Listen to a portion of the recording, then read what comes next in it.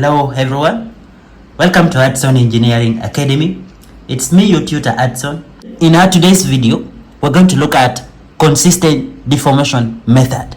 This is one of the methods that we use to solve an indeterminate beam structure.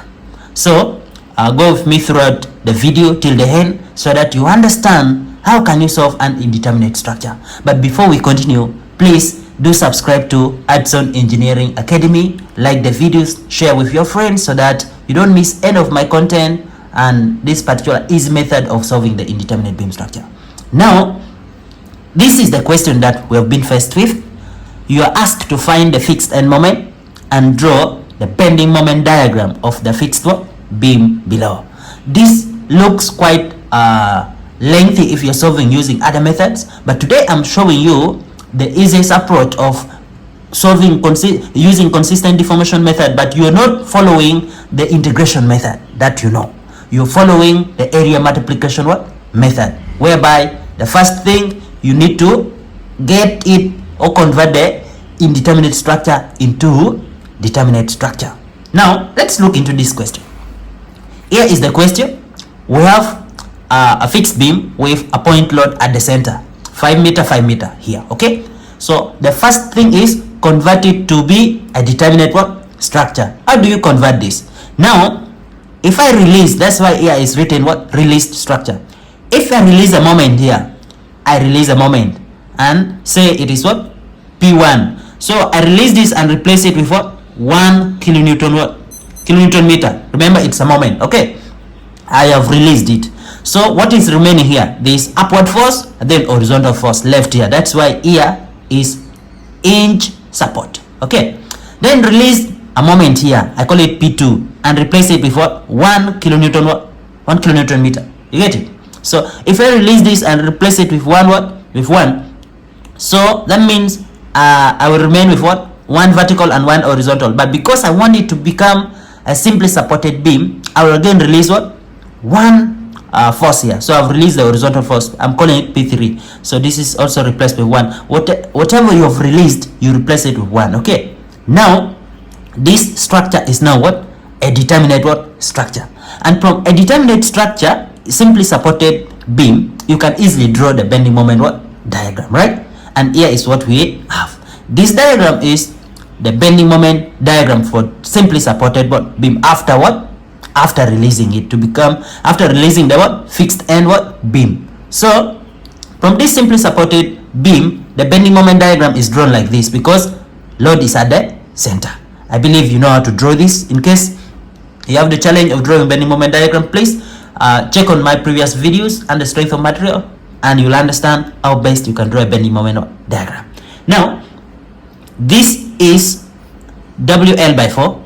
Okay, that's why it is it is 50 times 10 then divide by 4, you get 120 125. Okay, now according to this method that we follow for area multiplication method, where we have to first of all obtain the bending moment diagrams, we name this one M0 diagram.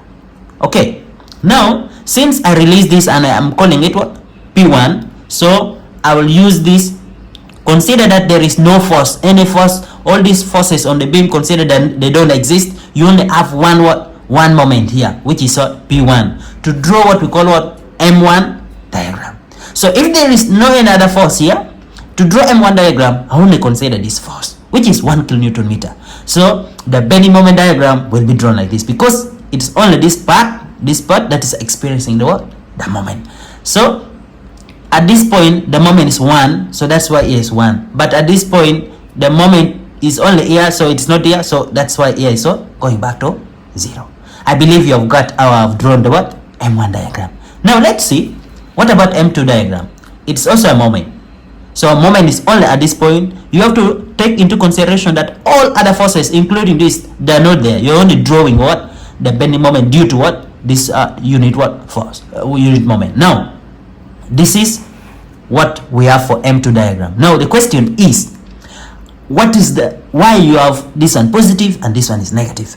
Remember, this one is rotating in the clockwise direction, so it is taking the beam on this side, but this one is not taking the beam in that same side because this one is pushing the beam downward like this, but this one will come this side and try to push the beam upward again. Okay, so that's why I have drawn it on the upward side. Okay, so this is negative. Now what about M3 diagram? Remember, this is what? Horizontal. So this 1 kilonewton is horizontal, and it's a force, not a moment. You have released a force. So horizontal will not affect the beam, so it remains what? Horizontal. That's why M3 diagram is what? So you realize that the moment of this is just 0. So I will not take into consideration the M3 diagram for our calculation purpose. Okay. Now what you need to understand is that you need to get the equation that will help you solve this. Now I will clearly show you step by step how you can calculate this and you get the answer. Okay, now first of all, before we proceed, try to understand what we need in this equation, the variable data involved in these equations. Okay, here is what we require in this equation. So this equation, we have what we call what? D10, F11, P1, F12, P2, and then D20, F21, P1, F22, P2. Now, how do you write this equation? And what is D10? What is F11? The rest. Where you see F, it is what we call flexibility coefficient. Okay, so the flexibility coefficients is what we call the F11, F12. Then what about the P? The P are those what? Those forces that what? You need to find. I mean, it can be a fixed end moment, or it can be yes, it's the moment, those things that you're looking for, the unknowns. Okay, now what about the D10 and then the D20? How do you get them? So let me first of all show you step by step, and then we'll come back to this equation and see how it can be what? Done. Okay, here we go. This is what we call D10, and to get D10 you just simply need M0 diagram, because this is D10. Consider this. Okay, M0 diagram. So from M0 diagram, which is this, just get the area of this. And you know what's the area of this? Is half into base, which is 10, then into height, which is 125, because it's just a triangle. So that is the area of this. Half, 125, 10. Okay, then what about this half? How are we getting it? Now, since we got the area from what? M0 diagram. What is the meaning of this one? Okay, the meaning of this one simply means that you need to go and take the moment at the centroid from M1 diagram. Get it? Now, the first thing is locate the centroid of this M0 diagram, drop it down. It will be what? The moment that you are looking for. That's what I meant. Okay, so since the centroid of this divide this into 5 and 5, so if it drops down here, it will also divide it into 5 and 5. Okay, so what is the moment? What is this? What? This value from here up to here. So if from here up to here is 1, what about from here up to here? Remember, it divides it into 2. Okay, 5, 5.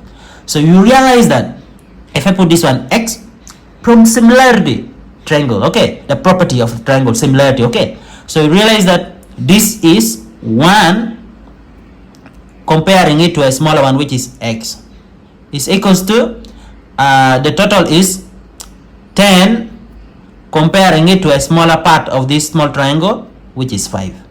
So you realize that this x is equals to this reduces this to 2, so taking it up, so this is half. Hope you have got it. Okay, similarity, it is simple. You can compare small side of the triangle to this bigger side. Okay, then also you compare this one, the height. You compare the base first, then you compare the height also. You get what? Half. Simple as that. Okay, now that is why you have to multiply this by half. I hope you have understood where I found this half from. Okay, so I mean this one. So this answer is coming to 625 out of 2 EI. Got it? Now D20, same way, you have to get the area of M2 diagram, which is this. Same. Half M2 diagram is this. So half into base, which is 10. This one, I mean half into base, which is 10, then into height, which is 1.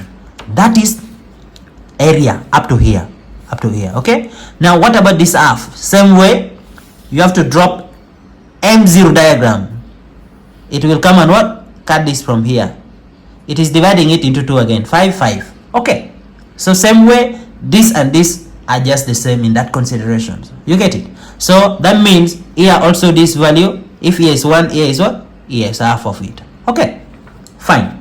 So you realize that I'm also multiplying here by half. So it is negative. Why? Because this M2 diagram is negative. Got it?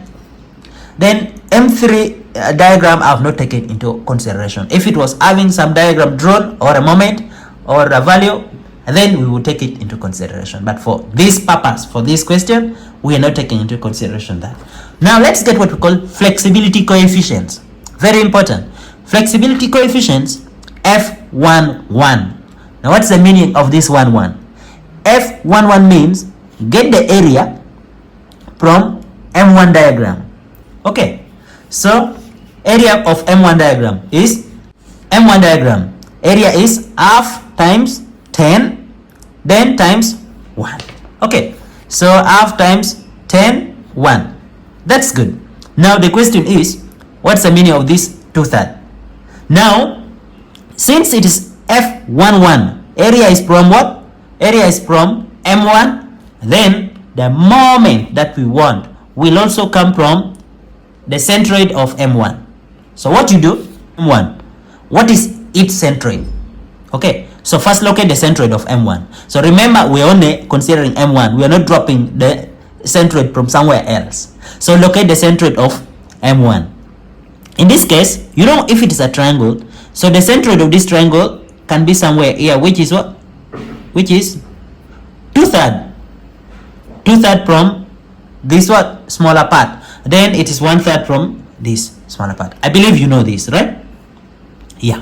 So if it is that, if that is the case, so from this smaller part, this part is what I want. From here up to here, I need it. So 2/3 of 10. 2/3 of 10 is 20 by what? 20 by 3. Okay. Then 1/3 of 10 is 10 by 3. You get it? So that's what I mean. Now if that is the case, 20 by 3, but what do I need? I need the moment at that centroid. Okay, so this is now the triangle I'm considering. This, this, and this small triangle, comparing it to a bigger triangle. Okay, so for that matter, you realize that if I put this one as y, so this will be y, this side for the smaller one compared to that of the bigger one, which is 1, equals to this one for the smaller one, which is 20 by 3, divide by the bigger one, which is 10. You get it? So you realize that this is 20 out of 30, which is 2 by 3. Okay, as simple as that. Similarity is what we're following. Now, that's why I've multiplied here by what? 2/3. Then you have to consider the what? 1 by EI, because it's not given. That means we take it to be constant. Okay, so you have to take 1 by EI. If it is given, then it's fine. So I believe you have got it. I have calculated F11. Now it makes it easy for you to calculate what? F12 and F21. The condition says F12 is the same as F21. So it's your choice. So you decide whether you want to compare or start with what? This. So if I take area from F2, M2, so this will be what? My M2 diagram. Get its area. Its area is what? Is half into 1 into 10. Half into 1 into 10, right? But it's negative. That's why I have put here what? Negative. You get it? Yeah. So 1/3. How did you get 1/3? The thing is, I am getting area from what? From M2. And I will have to drop the centroid of M2 to go and meet what? M1. Because it is 2, 1, 2. Okay? It's your choice. So if I get area from here, what is the centroid of this one? First get the centroid of what? M2, because where you have got the area from, locate the centroid of that figure first. Okay, so the centroid is, let's say it is here. It is what? 1/3 from this side, then it is 2/3 from this side, right? So if it is here, then I'll have to drop it. This side is what? 10 by what? 10 by 3. Then this side will be what? 20 by 3. You get it? I have shown it somewhere here. That's how to get the centroid of a triangle, right? Yeah, for this case of right angle triangle. So drop this centroid up to M1 what? Diagram. It's your choice. If you have chosen this, you drop it down to M2 diagram. So I need the centroid. It's just, I've just assumed it is somewhere here. Okay, I need the what? The moment at this what? This part. Get the centroid from where you have got the area. Okay, drop that centroid upward. Where you are is the moment that you need. Let's say if I put it to be W, you get it? I need a value of W, but remember from this side to this side is 10 by 3. So that means for that case, this side from here to here will be what? 10 by 3. You consider it from this original where you're dropping from. You get it? Then this side is 20 by what? By 3. Okay. So follow that carefully. So now when you're comparing, that means for this case it's going to be W by 1 equals to that small triangle is this, right? So it is what? 10 by 3. Then compare it to what? To 10. This is 10 by 30, which is 1 by 3. So W becomes 1 by 3. I believe you have understood now up to this point how to get it. This is what? F12, which is the same as F21, so no need to calculate it. Then finally, let's see F21. F21, in this case, you get the area. So remember I've said it's negative because this M2 diagram is negative. Then F22. So for F22, get the area from M2 diagram, which is negative half into 10 by 1, right? That's what we have here. Then what about the negative 2 by 3? Because it's negative because I'm getting it from the same M2 diagram. So first of all, locate the centroid of M2 diagram. We have said it is what? It is somewhere here. 10 by 3 from this side, 20 by 3 from this side, right? Yes. Now if that is the case, now what do I need? I need the value of the moment at the centroid. The same, because we're not dropping anywhere. It is the same there. So if I call this one W, so this will be W by 1, W by 1, if I'm this to this, comparing that, equals to this small side, which is 20 by 3, then divide by the bigger side, which is what? 10. So this is 2 by 3 also. But it's negative because I am getting it from the figure which is having what? Negative. I believe you have understood fully how to get this. This is the most important part of the calculation, and once you have got it, the calculation is quite easy. Now whatever we have got, D10, D20, F11, F21, F12, F22, substitute in the equation that I had shown you before. Now the equation that I had shown you before is this, right? So you know D10, all this you know apart from P1 and P2. Okay, so if I take this D10 this side, remember this will be negative minus D10 if I take it this side. Then if I take this one also this side, it will be what? Minus what? D20. Okay, so that's how I have simplified in this calculation. So if you see this equation that I have rewritten, so I've taken what? That side, so it's minus D10. Okay, so don't get confused for that. Now you just have to substitute everything. F11 is 10 by 3, 10 by 3, this, right? So we're done with this. Then substitute F12. F12 is this, negative what? 5 by 3. Then substitute F21 is the same as what? F12, which is this. Okay, and substitute what? F22, then is this. So when you simplify this equation, you're getting P1 to be this and P2 to be this, right? So if you found your P1 and P2, that means you bring it back here. So initially we had just replaced them with 1, but that's not the actual value. The actual value of the moment, a fixed end moment now at this point is what we have found, negative 62.5. Then this one is positive 62.5. Well, so that's what we have got, the P1 and P2 value. So the value that you have obtained, it will help you in drawing the what? The bending moment diagram. Since the moment at this part is 62.5, then here is also 62.5, you can draw your bending moment diagram and it looks like this. Okay, yeah, thank you so much for watching this video till the end. So please, I hope the video is helpful and easy. I'll do some more videos on this topic using this method so that you understand fully, step by step, how to do some other more question in detail. But this is the easiest approach of doing this. So long as you know how to draw the bending moment, then you can get the area, then you can get the centroid, moment at the centroid. That is the summary of everything. Thank you.